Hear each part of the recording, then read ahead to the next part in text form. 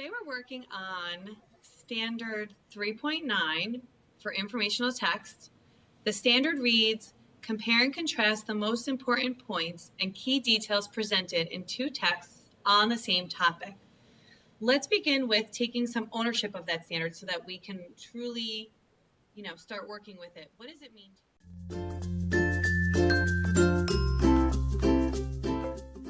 I mean, they will be trying to figure out the main idea, which is what important points is. And for the kids, maybe it should say determining the main idea and noticing key details. Yeah. Learning to think in a higher level way because they're taking two different points of view.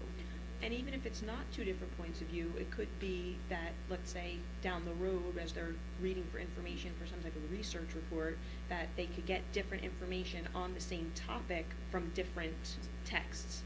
So there's two different things. Yeah. Okay. So they're looking.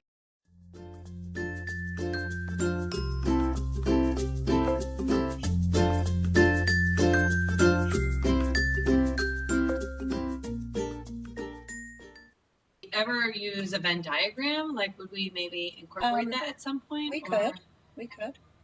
I mean, that's kind of like what I think of, the first graphic organizer. For some of them, it may help, to trigger. Compare and contrast two things, non-text, maybe use the grammar. The grammar lesson, if they wanted something concrete, it would be helpful. Day 2, you might read the first text, right? Yeah. Read text one. In our case, I don't know if it's something that we want to use our exact curriculum for third grade, which is the Time for Kids. Right. So we could say read the first text, which is Time for Kids, or if you just. I'll put it like with a question mark, like that's an option, that's something that we might use. Yeah. Right. Yeah. But if there was something else, that would be fine too. Okay, so the first.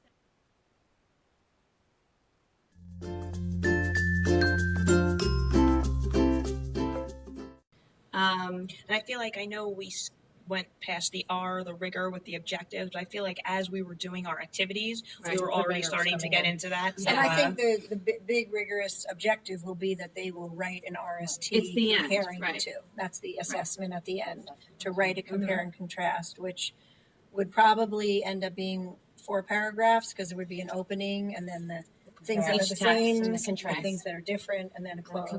So it would be a 4 paragraph.